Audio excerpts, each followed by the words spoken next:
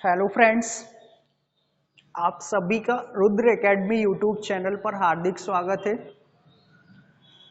हम सभी मध्य प्रदेश प्रैक्टिस श्रृंखला डिस्कस कर रहे हैं, जिसमें हमारे 4-5 वीडियो अभी अपलोड किए जा चुके हैं। आप सभी अगर कोई भी वीडियो देख पा रहे हैं तो सीक्वेंस से वीडियो को देखिएगा, आपका पूरा मध्य प्रदेश जीएस कवर होगा। अभी थ्योरेटिकल क्लास तो नहीं हो पा रही है, लेकिन प्रैक्टिस क्लास आपको जरूर कवर हो जाएगी। और प्रैक्टिस क्लास पढ़ने के बाद भी आपको ये ओवरऑल समझ में आ जाएगा कि मध्य प्रदेश से क्वेश्चन बनते कैसे हैं, कहाँ से क्या पूछा जाता है। आपको ओवरऑल एमपी का फंडामेंटल और साथ में ही मध्य प्रदेश काफी हद तक लर्न हो जाएगा। हमारी एमपी श्रृंखला खत्म होने के बाद एमपी थ्योरी श्रृंखला भी प्रारंभ होगी। इसके बाद इंडियन हिस्ट्री अभी स्टार्ट ही होना है, तो आप सभी यूट्यूब चैनल पर बने रहिएगा। अगर वीडियो अच्छे से भरपूर समझ में आ रहे हैं तो अदर बच्चों तक भी पहुंचाएं, उनको भी इनका फायदा मिल सके। मध्य प्रदेश पीएससी परीक्षा के लिए बहुत ही इम्पोर्टेंट है। अभी पीएससी परीक्षा होने वाली है। मध्य प्रदेश में फॉरेस्ट गार्ड, जेल पैरी का एग्जाम भी है, और एमपी में जितने भी व्यापम से रिलेटेड पेपर्स होते हैं उन सभी के लिए एमपी जरूरी है। जैसे अभी प्रेजेंट में एमपी पटवारी हुआ, 1 वीक तक एमपी पूछा गया। लगभग स्टार्टिंग में एमपी का बहुत ज्यादा रोल रहा, लगभग 8-10 क्वेश्चन पूछे गए और उन बच्चों से सभी क्वेश्चंस बने। अब सोच सकते हैं आप लोग कि एमपी से कोई भी क्वेश्चन आपका ऐसा नहीं होगा जो नहीं बनेगा। बस प्रैक्टिस कंटिन्यू रखें। लास्ट क्लास में हम लोगों ने जो क्वेश्चन डिस्कस किया था कि सोन नदी का उद्गम, देखिए क्वेश्चन सिंपल है, ज्यादा टफ नहीं है, लेकिन बेसिक हम लोग पढ़ रहे हैं, अभी स्टार्टिंग है। सोन नदी का उद्गम हम सभी देखे थे लास्ट वीडियो में, आप देख सकते हैं अनूपपुर से हुआ था। अनूपपुर में अमरकंटक स्थित है। अनूपपुर में क्या स्थित है? अमरकंटक। और अमरकंटक आप सभी देखे थे, यहाँ से 3 नदियों का उद्गम होता है, नर्मदा, सोन और जोहिला। तो आप सभी को देखा था, आप सभी ने लास्ट तक ये क्वेश्चन हम कवर कर लिए थे। सेकंड क्वेश्चन पर हम आगे बढ़ेंगे। सेकंड जो क्वेश्चन है हमारा, ऐशबाग स्टेडियम कहाँ स्थित है? कौन सा स्टेडियम? ऐशबाग स्टेडियम कहाँ स्थित है? तो आप सभी को देखिएगा, पहले तो स्टेडियमों से भी कई बार एक न एक क्वेश्चन पूछा गया है, तो स्टेडियम को हम कवर करते हैं। ऐशबाग स्टेडियम का जो राइट आंसर जाएगा वो भोपाल। ऐशबाग कहाँ है? भोपाल, ध्यान रखिएगा। भोपाल में एक स्टेडियम और है जिसे हम तात्या टोपे के नाम से जानते हैं। क्वेश्चन भी पूछा गया है। तात्या टोपे स्टेडियम कहाँ पर मौजूद है? भोपाल में। इसी को मामा जी ने खेल संग्रहालय बना दिया गया है। क्या बना दिया गया है? खेल संग्रहालय, ध्यान रखिएगा। तो खेल संग्रहालय की स्थापना तात्या टोपे स्टेडियम में कहां पर कर दी गई है? भोपाल में। और भोपाल में ये ऐशबाग, ऐशबाग किसके लिए प्रसिद्ध है? कृत्रिम घास के लिए। किसके लिए? कृत्रिम घास के लिए सबसे ज्यादा प्रसिद्ध ऐशबाग स्टेडियम। तो आप सभी समझे होंगे। अगर भोपाल से हम और बात कर ले तो वन विहार राष्ट्रीय उद्यान। कौन सा राष्ट्रीय उद्यान? वन विहार राष्ट्रीय उद्यान, जिसे आधुनिक चिड़ियाघर की उपाधि भी प्राप्त है। किसकी उपाधि? आधुनिक चिड़ियाघर की उपाधि कौन सी राष्ट्रीय उद्यान को? वन विहार राष्ट्रीय उद्यान को। ध्यान रखिएगा, यही इसी राष्ट्रीय उद्यान में सर्प पार्क है। सर्प पार्क मतलब सांपों को भी संरक्षण दिया गया है भोपाल में ही। और भोपाल से ध्यान रखिए, राजा भोज एयरपोर्ट अंतरराष्ट्रीय स्तर का है। राजा भोज एयरपोर्ट, अच्छे से ध्यान रखना है। और भोपाल से जो पॉइंट पूछे गए या पूछा जाना है तो आपको भोपाल से ही ध्यान रखना है। मानव संग्रहालय, मानव संग्रहालय कहां पर है? एमपी में। तो भोपाल में ही है। कहां पर है? भोपाल। तो मानव संग्रहालय को भी आप भोपाल से ध्यान रखिएगा। भोपाल से ही ध्यान रखिएगा। IISS स्थित है, जिसको हम लोग बोलते हैं Indian institute of soil science, मृदा प्रशिक्षण संस्थान भी कहां पर है? भोपाल में ही स्थित है। यहीं पर स्थित है भोपाल में ही IIFM, ध्यान रखिएगा IIFM का मतलब है Indian institute of forest management. ये भी कहाँ स्थित है? भोपाल में ही स्थित है। भोपाल से ही ध्यान रखो आपदा प्रबंधन संस्थान। कौन सा संस्थान? आपदा प्रबंधन संस्थान। तो आपदा प्रबंधन संस्थान भी कहाँ है? भोपाल में ही है। आपदा प्रबंधन समझते ही हैं आप सभी। तो भोपाल से दूसरा पॉइंट जो पूछा गया है इसको भी कवर कर लूं, भारत भवन। भारत भवन कहाँ है भैया? भोपाल में। कहाँ पर है? भोपाल। और श्यामला हिल्स आप सभी जानते हैं मामा जी का निवास स्थान। तो भोपाल हमारे मध्य प्रदेश की कैपिटल। जिला कब बना? 1972 में। भोपाल जिला कब बना था? 1972 में। किससे अलग हुआ? सीहोर से अलग हुआ। ध्यान रखिएगा। तो भोपाल को आपको अच्छे से कवर करना है। और स्टेडियम कृत्रिम घास के लिए प्रसिद्ध एक स्टेडियम और यहाँ पर तात्या टोपे। कौन सा स्टेडियम? तात्या टोपे स्टेडियम भोपाल में ही है। आगे और भी ऑप्शन है, देखिए इंदौर। इंदौर की अगर हम बात करें तो स्वच्छता की दृष्टि से देश में सबसे नंबर 1 शहर, ध्यान रखना है। यहीं पर लेजर अनुसंधान संस्थान, खान नदी के किनारे स्थित। इंदौर की महू तहसील में अंबेडकर जी का जन्म और जिसे अंबेडकर नगर के नाम से भी जाना जाता है। और महू तहसील से चंबल नदी का उद्गम। कौन सी नदी से? कौन सी नदी का? चंबल का। चंबल का कहां से होता है? जाना पाव पहाड़ी। कौन सी पहाड़ी? जाना पाव। जहां जा नहीं सकती वहां से चंबल। अब सोच लीजिएगा जाना पाव पहाड़ी किसका भाग है? ध्यान रखिए विंध्याचल का भाग है। किसका भाग है? विंध्याचल। तो अच्छे से कवर करना है। इंदौर से होगा चंबल का उद्गम। किसका? इंदौर की महू तहसील से चंबल नदी का उद्गम। और कहां से? जाना पाव से। जाना पाव कहां का भाग है? विंध्याचल का ही भाग है। इंदौर में ये IIT, हमारे MP में IIT संस्थान कहाँ है? इंदौर। IIM भी यहीं पर है। IIM ध्यान रखिएगा इंदौर में ही। हमारे मध्य प्रदेश में सबसे ज्यादा पढ़े लिखे लड़के, ध्यान रखिए इंदौर। हमारे मध्य प्रदेश में ही सबसे ज्यादा जनसंख्या इंदौर में ही है। ध्यान रखना है। इंदौर संभाग में कितने जिले? 8 जिले। सूती वस्त्र उद्योगों की नगरी इंदौर, ध्यान रखिएगा। और यहीं से कपास सबसे ज्यादा यहाँ निर्यात, तो सूती वस्त्र उद्योग कंटिन्यू यहाँ पर इंदौर में ही कवर होते हैं। हम लोग इसको खेल राजधानी के नाम से भी जानते हैं और वित्तीय राजधानी के नाम से भी इंदौर को ही जाना जाता है। और मिनी मुंबई तो कौन सा है? इंदौर ही है। तो इंदौर भी अच्छे से ध्यान रखो, खान नदी के किनारे स्थित शहर है इंदौर। ग्वालियर की अगर हम बात करें तो ग्वालियर भी काफी प्रसिद्ध है। ध्यान रखिएगा ग्वालियर किसके लिए प्रसिद्ध है? आप सभी ध्यान रखिए। पहले तो रूप सिंह स्टेडियम। कौन सा स्टेडियम? रूप सिंह स्टेडियम। गजरा राजे मेडिकल कॉलेज। गजरा राजे मेडिकल कॉलेज कहां पर है? ग्वालियर। कब स्थापना हुई? 1946 में।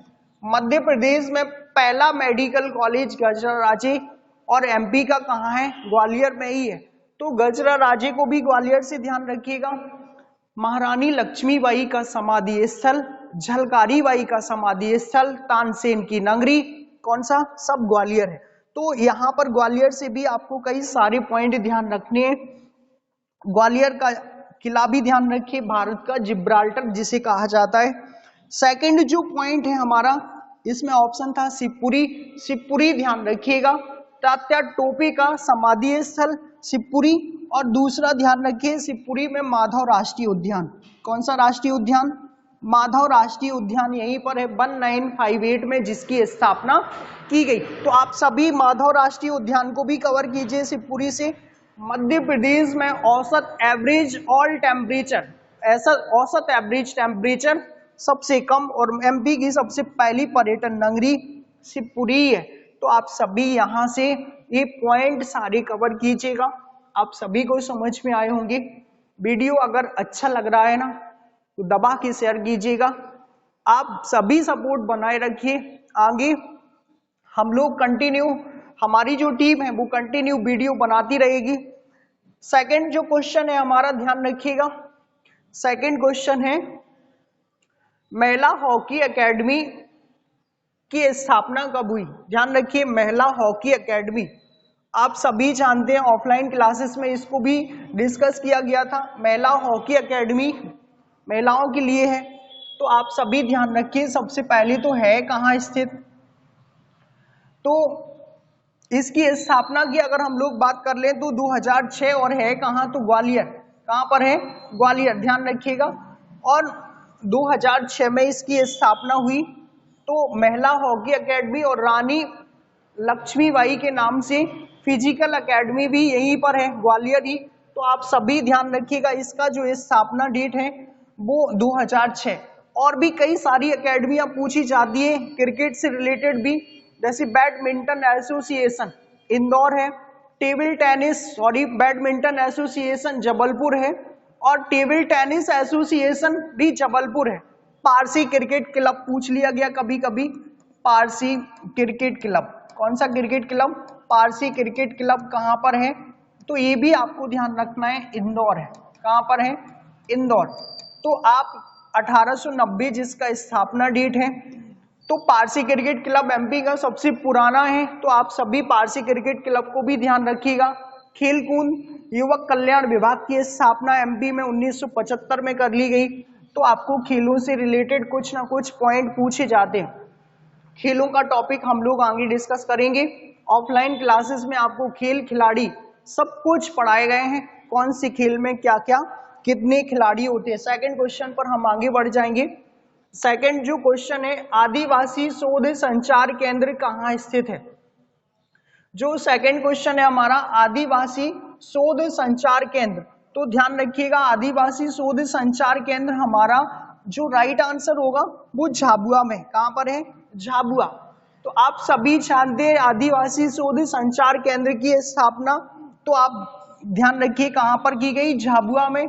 झाबुआ में ही सबसे ज्यादा भील जनजाति का निवास स्थान है। कौन सी जनजाति, भील जनजाति, जो एमपी की सबसे बड़ी है, एमपी की बड़ी जनजाति, एमपी की कैसी है, बड़ी जनजाति।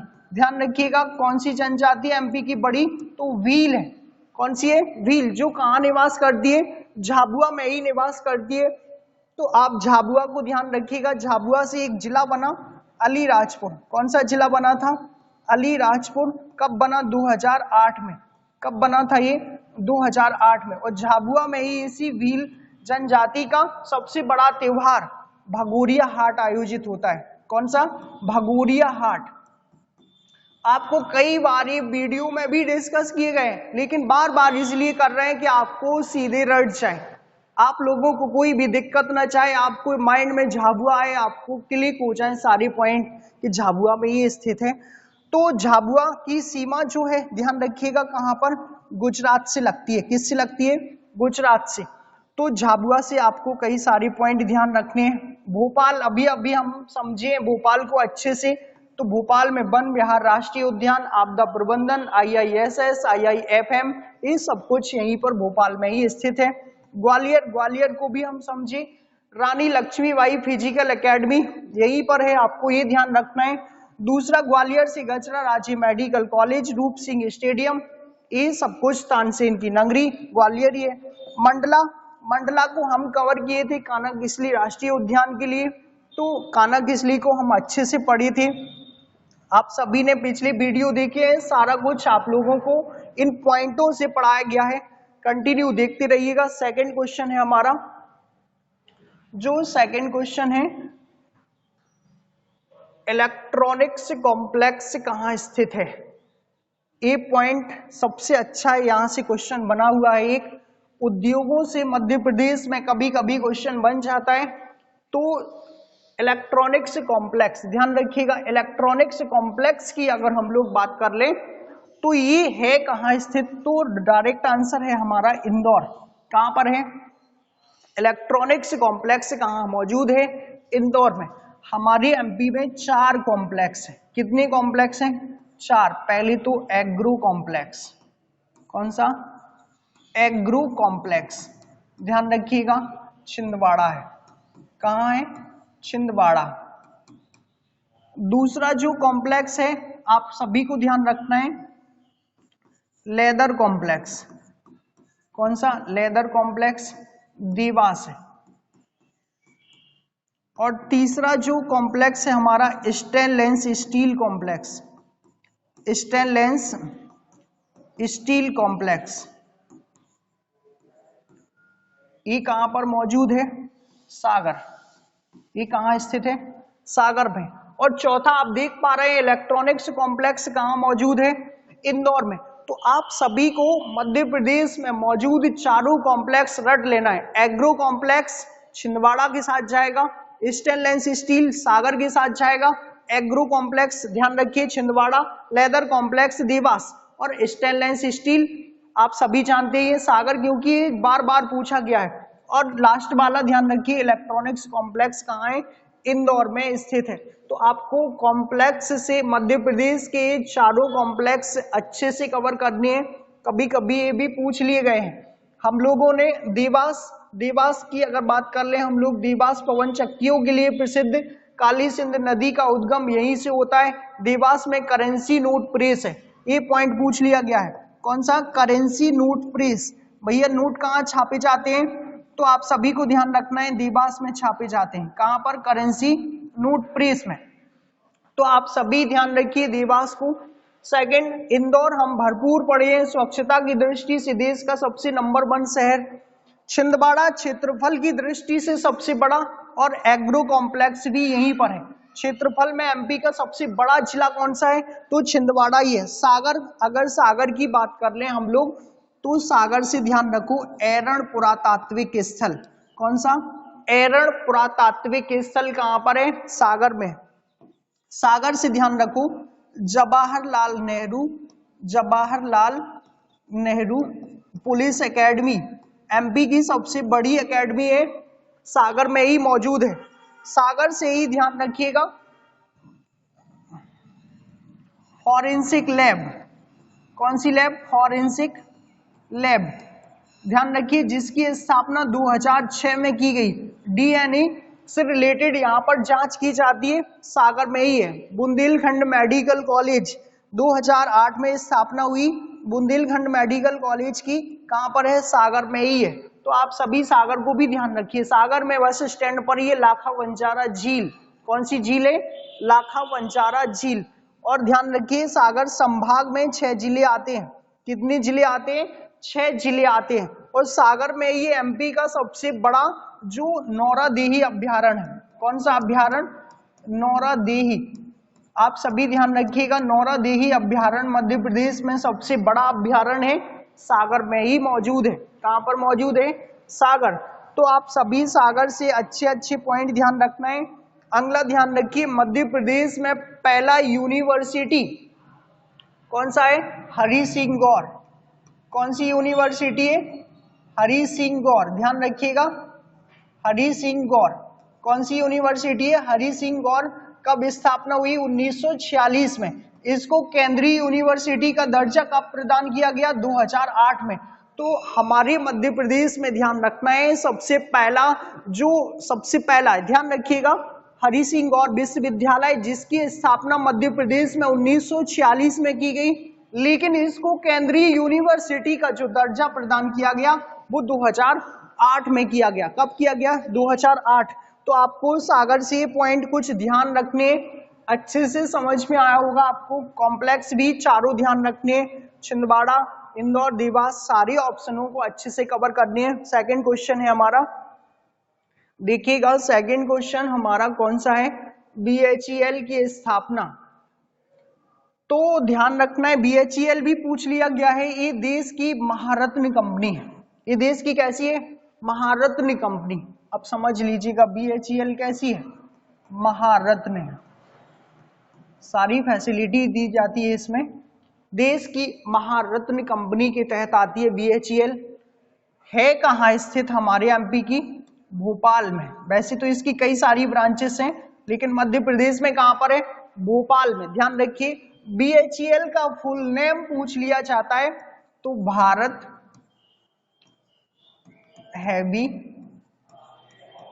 Heavy electrical limited. Bharat heavy electrical limited. Bharat heavy electrical limited. आप सभी अच्छे से कवर कीजिएगा। कि BHEL का जो पूरा नाम है, कई बार पूछ लिया गया है, तो भारत हैवी इलेक्ट्रिकल लिमिटेड बनाती क्या है भैया? तो बनाती है बड़े बड़े ट्रांसफॉर्मर। क्या बनाती है? ट्रांसफॉर्मर। ध्यान रखिए, क्या बनाती है? ट्रांसफॉर्मर। और बड़े बड़े स्विच गियर, बड़ी बड़ी क्या बनाती है? Switch gear. ट्रांसफॉर्मर को ध्यान रखिएगा आप, साइंस का क्वेश्चन बन जाता है यहां से। ये किस पे वर्क करता है? एसी पर। किस पर वर्क करेगा? ओनली एसी पर। और एसी क्या है? Alternating current. डीसी पर कभी वर्क नहीं करता। कई सारे बच्चे बोल दे ट्रांसफॉर्मर डीसी पे वर्क करेगा, भैया उसकी प्राइमरी ही चल जाएगी, जो कुंडली होती है वो ही गायब। अब समझ लीजिएगा आप, डीसी पे नहीं चलेगा, बर्न हो जाएगा, जल जाएगा। तो किस पे वर्क करेगा? एसी पर। ध्यान रखिएगा, एसी अल्टरनेटिंग करंट। और दूसरा विथआउट चेंज इन फ्रीक्वेंसी, ये फ्रीक्वेंसी को चेंज नहीं करता है। तो ट्रांसफॉर्मर से ध्यान रखिएगा, इसका जो यूनिट होता है वो केवीए होता है। क्या होता है? केवीए। तो स्टेप अप और स्टेप डाउन, इसके जो प्रिंसिपल है, रूप है वर्किंग कंडीशन के, कौन कौन से होते हैं? स्टेप अप और स्टेप डाउन। ट्रांसफॉर्मर को भी ध्यान रखो, किसको? स्टेप अप और स्टेप डाउन के साथ ट्रांसफॉर्मर को अच्छे से कवर कर लेना है। तो बड़े बड़े ट्रांसफॉर्मर कहाँ बनेंगे? BHEL में। इस स्थापना कब हुई? तो 1964 में हुई, 1964। कब स्थापना हुई? हमारा ये ऑप्शन ही सही होगा, 1964 में BHEL की स्थापना हुई। भोपाल में स्थित है। Bharat heavy electrical limited switch gear और ट्रांसफॉर्मर बनाती है। ट्रांसफॉर्मर एसी पर वर्क करता है, केवीए इसका यूनिट होता है। वर्किंग कंडीशन के आधार पर ये दो भागों में डिवाइडेड है, स्टेप अप और स्टेप डाउन। तो आप सभी को BHEL ध्यान रखना है। BHEL से ही ध्यान रखना है, मध्य प्रदेश में सबसे पहला स्कूल जवाहरलाल नेहरू स्कूल। कौन सा? Jawaharlal Nehru school ISO proved है। कैसा प्रूव्ड है? ISO प्रूव्ड है। ISO स्वच्छता की दृष्टि से प्रमाण पत्र दिया जाता है, ध्यान रखिएगा।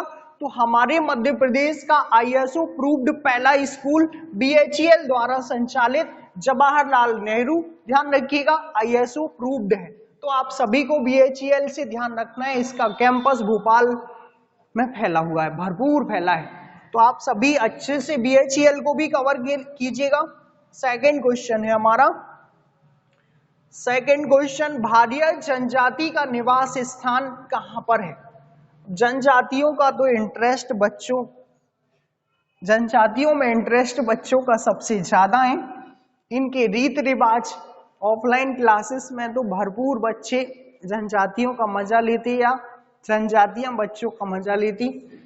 तो आप सभी ध्यान रखिए, भारिया जनजाति हमारे मध्य प्रदेश में कहाँ है? इस क्वेश्चन से हम महत्वपूर्ण जनजातियों का डिस्कस करेंगे। जिन जनजातियों से क्वेश्चन बने हैं मध्य प्रदेश में, उनका भी हम लोग डिस्कस कर लेंगे। सबसे पहले तो भारिया जनजाति की हम बात कर लें अगर, तो ये पातालकोट में निवास करती है। कहां पर निवास करती है? पातालकोट। ध्यान रखिएगा, पातालकोट है, ता है, पातालकोट में निवास करती है। अब पातालकोट कहाँ है? तो छिंदवाड़ा है। इसका जो आंसर होगा तो छिंदवाड़ा। पातालकोट कहाँ पर है? छिंदवाड़ा। तो भारिया जनजाति जहां निवास करती है वहां पर ऐसा स्थलीय, मान लीजिएगा ये स्थलीय सीमा है, ये धरती का बहुत बड़ा हिस्सा कटा हुआ है और ये बहुत गहरा है, नीचे तक बहुत ही ज्यादा गहरा। यहाँ पर सूर्य की किरणें 10 बजे लगभग सूर्योदय होता है और शाम को इवनिंग 3 बजे से ही सूर्य की किरणें वापस हो जाती हैं।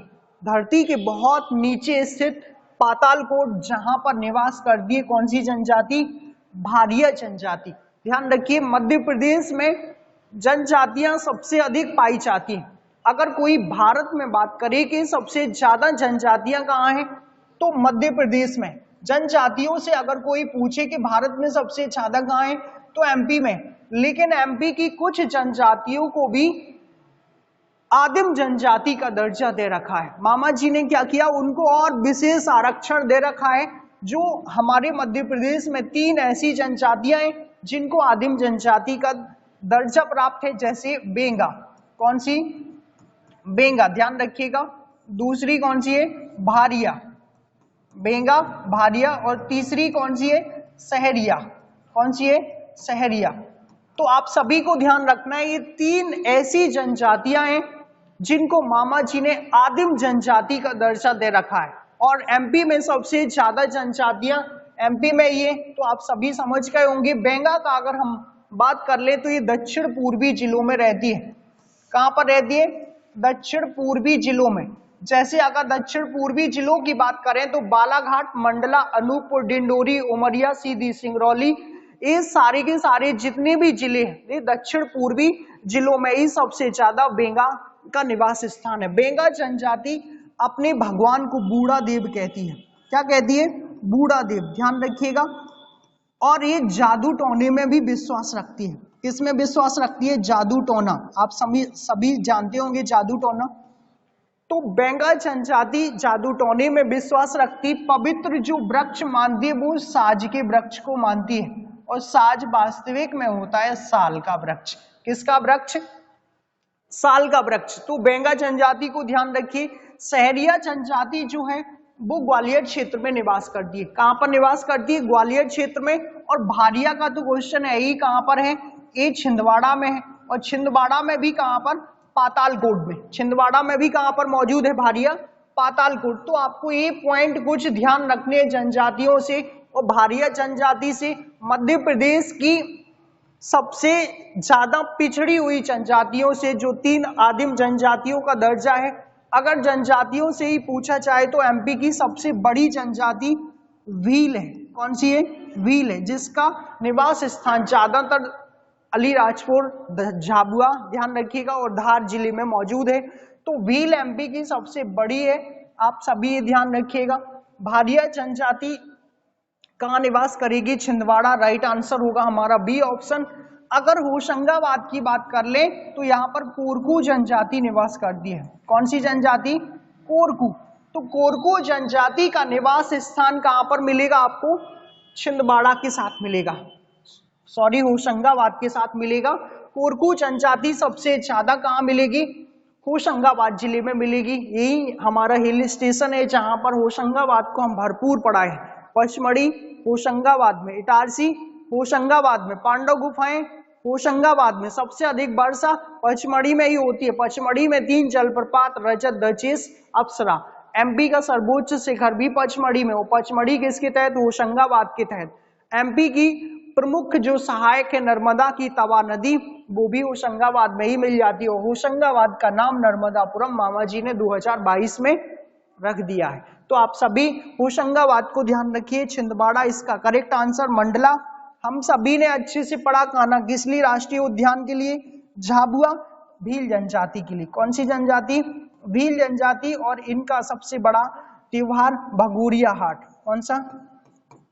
ध्यान रखिएगा, भगोरिया हाट का आयोजन झाबुआ में ही होता है। कहाँ होता है? झाबुआ। तो आप सभी को जनजातियों से भी पॉइंट पूछे गए हैं। जनजातियों से क्वेश्चन कभी कभी पूछ लिया जाता है, तो आप सभी इन जनजातियों को ध्यान रखें। आदिम जनजातियों को खासकर ध्यान रखना है, वेंगा, सहरिया और भारिया। कैसा लगा आप सभी को वीडियो? समझ में आ ही रहा होगा। उम्मीद करते हैं आप सभी से, अगर आ रहा है तो शेयर और करते जाएं। आप सभी भरपूर सपोर्ट करें। स्टार्टिंग है सर का तो सपोर्ट बनाए रखिएगा। आगे वीडियो आपको कंटिन्यू मिलेगा। सेकंड क्वेश्चन जो है हमारा अभी डिस्कस कर लेते हैं। सांची शहर किस नदी के किनारे स्थित है? कौन सा शहर? सांची शहर। ध्यान रखिए, ये पॉइंट पूछ लिया गया है कई बार। सांची, आप सबसे पहले तो सांची को ध्यान रखिए कहाँ है। सांची शहर कहाँ है? रायसेन में। कहां पर है सांची शहर? रायसेन में। ध्यान रखिएगा, रायसेन किस संभाग के तहत आएगा? अगर संभाग की हम लोग बात कर ले तो भोपाल के तहत आता है। किसके तहत? भोपाल। रायसेन से ही ध्यान रखिएगा, रायसेन में सांची है। और रायसेन से ही ध्यान रखिएगा भीमबेटका की गुफाएं। कौन सी गुफाएं? भीमबेटका की गुफाएं। अच्छे से कवर करना है, इससे आगे पीछे के सारे पॉइंट आपको कवर होंगे। रायसेन से ही ध्यान रखिएगा। रायसेन बेतवा नदी का उद्गम। कौन सी नदी का? बेतवा नदी का उद्गम। और रायसेन में जो सांची है वो किस नदी के किनारे? तो बेतवा के किनारे ही है। किसके किनारे? बेतवा नदी के किनारे, क्योंकि रायसेन जिले से ही, और रायसेन के कुमरा गांव से। कौन से गांव से? कुमरा गांव से। ध्यान रखिएगा कौन सी नदी का उद्गम होगा? बेतवा नदी का उद्गम होता है। रायसेन में ही है मृगेंद्रनाथ की गुफाएं। कौन सी? मृगेंद्रनाथ की गुफाएं, जिनकी खोज 2009 में पुरातात्विक विभाग के द्वारा की गई। मृगेंद्रनाथ की गुफाओं को भी ध्यान रखिएगा। मंडदीप औद्योगिक केंद्र, कौन सा? मंडदीप औद्योगिक केंद्र, मंडदीप, ध्यान रखिएगा इंडस्ट्री क्षेत्र। कौन सा क्षेत्र है? इंडस्ट्री क्षेत्र। कहां पर है? रायसेन में ही है। मध्य प्रदेश में पीथमपुर इंडस्ट्री क्षेत्र भी पूछा गया है, वो धार में है। मेघनगर झाबुआ में, ध्यान रखिएगा, और बानमूर मुरैना में, और मनेरी मंडला में, ध्यान रखना है ये सारे पॉइंट। मालनपुर भिंड में, कई सारे इंडस्ट्री क्षेत्र पूछ लिए गए हैं, तो ये मंडदीप भी पूछ लिया जाता है कभी कभी रायसेन में। कहां पर है? रायसेन। तो आप सभी को ध्यान रखना है रायसेन में ये सांची, और सांची शहर किस नदी के किनारे? तो राइट आंसर होगा बेतवा नदी के किनारे। कौन सी नदी के किनारे? बेतवा। नदियों के ऑप्शन है, इन पर बात कर ले हम लोग। सिंध नदी, ध्यान रखिएगा, गुना और अशोकनगर के बीच से होकर प्रवाहित होती है। तो आप सभी को ध्यान रखना है गुना और अशोकनगर की जो सीमा है वो सिंध नदी डिवाइडेशन करती है, और ये दतिया जिले से भी प्रवाहित होती है। कौन से जिले से? दतिया जिले से भी प्रवाहित होती है। अगर बेतवा हम सभी देखें, ये इसके किनारे स्थित शहर है सांची। बेतवा के किनारे कौन कौन सा है? सांची भी है, और दूसरा प्रसिद्ध है जो ओरछा। कौन सा शहर? ओरछा। किस नदी के किनारे है? यही बेतवा के ही किनारे है, ध्यान रखिएगा। माही की अगर हम लोग बात करें तो माही से पॉइंट पूछे गए हैं। माही नदी धार के सरदारपुर से आती है। कहां से आती है? धार के सरदारपुर। अब ध्यान रखिएगा धार का सरदारपुर, धार जिले में सरदारपुर तहसील, वहां से इस नदी का उद्गम, और यही नदी है जो कर्क रेखा को 2 बार काटती है। कौन सी रेखा को? कर्क रेखा को 2 बार काटने वाली कौन सी नदी? माही नदी। और दूसरा ध्यान रखिएगा यहीं से 3 राज्यों से प्रवाहित होती है, ये समुद्र तक जाती है, खंबात की खाड़ी में अपना पानी गिराएगी। एमपी से प्रारंभ होने के बाद राजस्थान, और राजस्थान के बाद गुजरात प्रवाहित होती है। तो माही नदी को अच्छे से कवर कर लेना है आपको। माही नदी कर्क रेखा को 2 बार काटने के लिए प्रसिद्ध है। किस राज्य में काटती है? तो राजस्थान राज्य में कर्क रेखा को 2 बार काटती है। चंबल नदी सबसे ज्यादा बीहड़ों के लिए प्रसिद्ध है। किसके लिए? बीहड़। अब बीहड़ आप सभी जानते होंगे, बीहड़ सबसे ज्यादा निर्माण करती है कहां पर? भिंड मुरैना में। कहां पर करती है? भिंड मुरैना। आप सभी जानते होंगे भिंड मुरैना को। एमपी के उत्तरी क्षेत्र में स्थित जिले हैं, उत्तरी जिला मुरैना, उसी के पड़ोसी जिला है भिंड। तो बीहड़, ध्यान रखिए, विशाल विशाल गहरे गहरे गड्ढों का निर्माण किसके द्वारा? चंबल के द्वारा। ये एमपी की दूसरी बड़ी नदी है, 965 किलोमीटर लंबी है। कितने किलोमीटर? 965 किलोमीटर। 3 राज्यों से प्रवाहित होती है। एमपी, ध्यान रखिएगा, और साथ में राजस्थान, और फिर यूपी। एमपी, राजस्थान और यूपी 3 राज्यों को कवर करेगी। और चंबल नदी का उद्गम इंदौर के महू तहसील के जानापाव पहाड़ी से होता है, और अंत में ये जो नदी जाएगी वो इटावा के समीप, मैनपुरी इटावा यूपी में, यमुना में मिल जाती है। कहां पर मिल जाती है? यमुना नदी में मिल जाती है। इस पर स्थित परियोजनाएं भी पूछ ली गई हैं, तो परियोजनाओं को ध्यान रखिएगा। गांधी सागर, कौन सी है? गांधी सागर, और एक और है जवाहर सागर। जवाहर सागर ये कौन सी नदी पर है? कई बार पूछी गई। और राणा प्रताप सागर, राणा प्रताप सागर, ध्यान रखिए ये तीनों परियोजनाएं कौन सी नदी पर हैं? चंबल नदी पर है। ये 2 राजस्थान राज्य में, राणा प्रताप सागर और जवाहर सागर।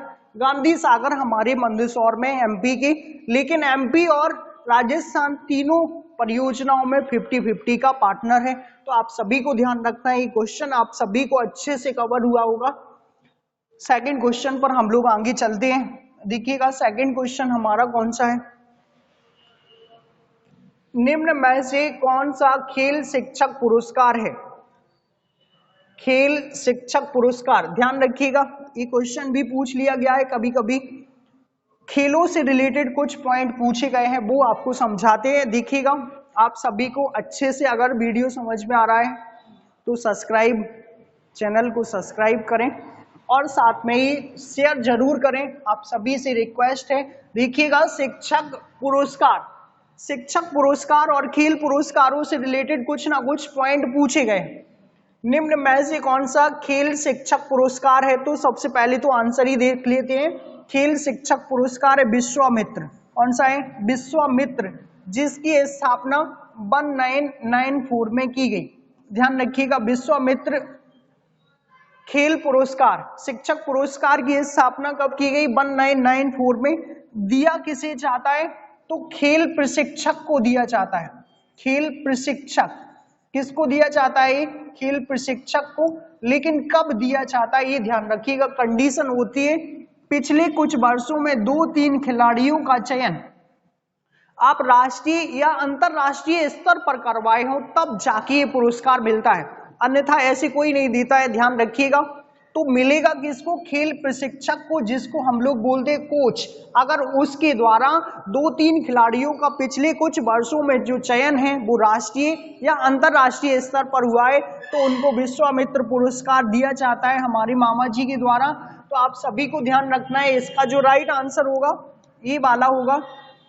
एकलव्य पुरस्कार की अगर हम लोग बात करें तो ये 19 वर्ष से कम आयु के बच्चों को दिया जाता है। 19 वर्ष से कम आयु के बच्चों को ये लगभग 1997 से प्रारंभ हुआ, 1997 से प्रारंभ हुआ था। कौन सा पुरस्कार? एकलव्य पुरस्कार। तो एकलव्य को भी आपको ध्यान रखना है। हमारे मध्य प्रदेश में एकलव्य पुरस्कार दिया जाता जो 1997 से प्रारंभ हुआ, 19 साल से कम आयु वाले बच्चों को दिया जाता है। अगर हम लोग विक्रम पुरस्कार की बात करें तो ये एमपी का सबसे बड़ा पुरस्कार है। एमपी का बड़ा पुरस्कार, एमपी का बड़ा पुरस्कार कौन सा है? ध्यान रखिएगा विक्रम पुरस्कार है। एमपी में सबसे बड़ा पुरस्कार खेलों में आपसे कभी पूछा जाए तो विक्रम है, जिसकी स्थापना 1990 में की गई, 1990 में की गई। ये जिनको भी दिया जाता है, अब तो खेल राशियां भी बढ़ा दी गई है उस, तो इनको साथ में पैसे 1 लाख रुपए, अब इनका राशि का डबल कर दिया गया है, 1 लाख रुपए और प्रशस्ति प्रमाण पत्र, टाई बेल्ट, ब्लेजर, जो भी आपका सेटअप होता था पहनने का वो सब कुछ और प्रमाण पत्र के साथ दिया जाता था। लेकिन अब राशियां बढ़ाई जा चुकी हैं, पुरस्कारों की राशियां। तो आप सभी को ध्यान रखना है एमपी का सबसे बड़ा कौन सा होगा? विक्रम पुरस्कार। खेलों से कई सारे पुरस्कार पूछ लिए जाते हैं तो आपको एकलव्य कवर कर लेना है, विश्वामित्र कवर कर लेना है, विक्रम पुरस्कार भी कवर कर लेना है। जो राइट आंसर होगा वो विश्वामित्र खेल शिक्षक पुरस्कार है, तो विश्वामित्र पुरस्कार है। आप सभी को अच्छे से समझ में आया होगा। खेल भी कभी कभी पूछ लिए जाते हैं, स्टेडियम भी कभी कभी पूछे जाते हैं, तो हम सभी स्टेडियम और खेल सारे कवर करेंगे खेल वाले टॉपिक में। सेकंड क्वेश्चन जो हमारा है, सेकंड क्वेश्चन की ओर आगे बढ़ेंगे। सेकंड क्वेश्चन है हमारा, कुंभ के मेले का आयोजन किस नदी के किनारे किया जाता है? रटा हुआ है आप सभी को। कुंभ के मेले का आयोजन किस नदी के किनारे किया जाता है? आप सभी जानते हैं, अच्छे से जानते हैं, और सभी किसी का भी गलत नहीं होगा ये कुंभ का मेला, क्योंकि सब लोग जाते ही होंगे शायद। क्षिप्रा, कौन सी नदी है? क्षिप्रा के किनारे किया जाता है। तो ध्यान रखिएगा कुंभ का मेला सबसे पहले कैसे होता है, लगता कहाँ है? तो सबसे पहले ध्यान रखो उज्जैन में लगता है। कहाँ पर लगता है? उज्जैन में। और किस नदी के किनारे? क्षिप्रा। ध्यान रखिए कब लगता है? प्रत्येक 12 वर्षों में लगाया जाता है। अभी कब लगा था? 2016 में लगा था। अब लगाया कब जाएगा? 2028 में लगेगा। कहां पर? उज्जैन में। ध्यान रखिएगा यहीं पर सबसे बड़ा मेला और सबसे ज्यादा मेले भी लगते हैं उज्जैन में। ध्यान रखना है कुंभ के मेले का आयोजन उज्जैन में किया जाता है। यहीं पर आप सभी को ध्यान रखना है 21 जून को सूर्य की किरणें, 21 जून उत्तरी गोलार्ध का सबसे बड़ा दिन भी होता है। उत्तरी गोलार्ध में सबसे बड़ा दिन 21 जून और सबसे छोटा दिन 22 दिसंबर। ध्यान रखिएगा। और 21 जून को सूर्य की किरणें महाकालेश्वर मंदिर पर, कहां पर, महाकालेश्वर मंदिर पर, ध्यान रखिएगा, डायरेक्टली लंबवत पड़ती हैं।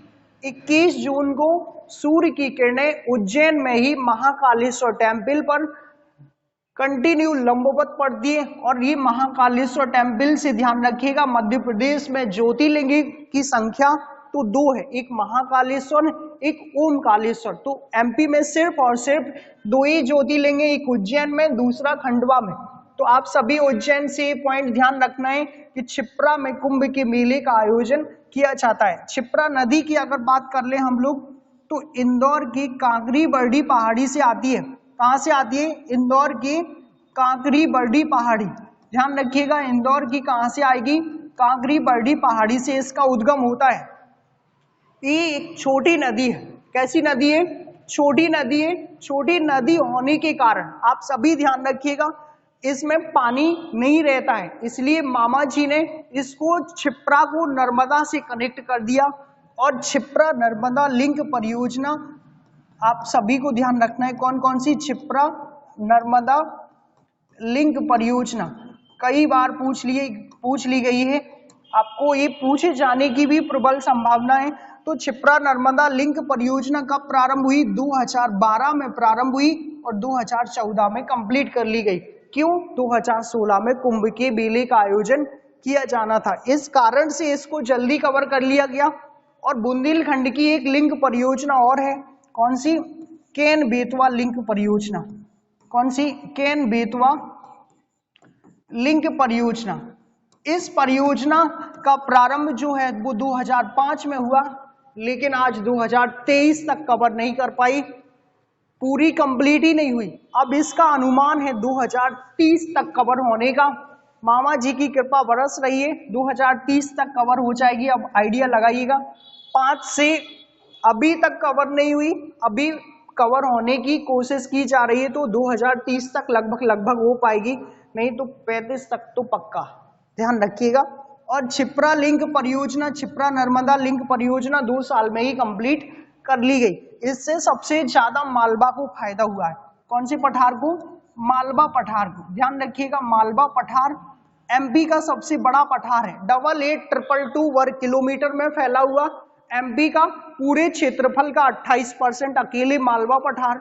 सबसे ज्यादा जो खेती है मालवा में ही होती है, सबसे ज्यादा फसलों का उत्पादन मालवा में ही, क्योंकि सबसे ज्यादा काली मिट्टी का प्रदेश जो है मालवा ही है। तो आप सभी मालवा को ध्यान रखिएगा, मालवा पठार को सबसे ज्यादा इस लिंक परियोजना से फायदा हुआ। अगर हम सेकंड ऑप्शन पर बात करें, ये राइट आंसर है हमारा क्षिप्रा। चंबल नदी को अभी हम समझे थे, चंबल नदी का उद्गम जानापाव पहाड़ी से होता है।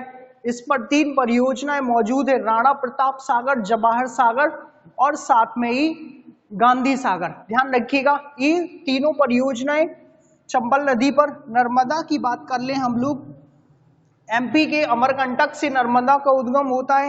एमपी की सबसे बड़ी नदी जिसकी लंबाई 13-12 किलोमीटर है टोटल ओवरऑल, 3 राज्यों से प्रवाहित होती है, 2 पर्वतों के बीच से होकर प्रवाहित होती है। तो 41 सहायक नदियां हैं। कितनी? 41 इसकी सहायक नदियां हैं। नर्मदा नदी पर सबसे बड़ी परियोजना इंदिरा सागर डैम है। ध्यान रखिए, खंडवा में नदियों को हम भरपूर पढ़ेंगे। माही अभी हम डिस्कस किए, कर्क रेखा को 2 बार काटने वाली कौन सी नदी? माही नदी। तो हमें विश्वास है आप सभी को ये महत्वपूर्ण श्रृंखला अच्छे से समझ में आई होगी। आपको विश्वास दिलाते हैं, आप एमपी में भरपूर सपोर्ट कीजिएगा। आपको इंडियन हिस्ट्री, जियोग्राफी की क्लासेस भी ऐसी प्रैक्टिस करवाई जाएगी और थ्योरेटिकल भी ली जाएगी। आप सभी बने रहिएगा, वीडियो को लाइक करें और शेयर जरूर करें आप सभी। अगला जो सेशन होगा हमारा इस क्वेश्चन के बाद अगले वीडियो में होगा। थैंक यू फ्रेंड्स, कमेंट में जरूर बताएं वीडियो आपको कैसी लग रहे हैं। एमपी कवर करवाने की हमारी गारंटी। ओके।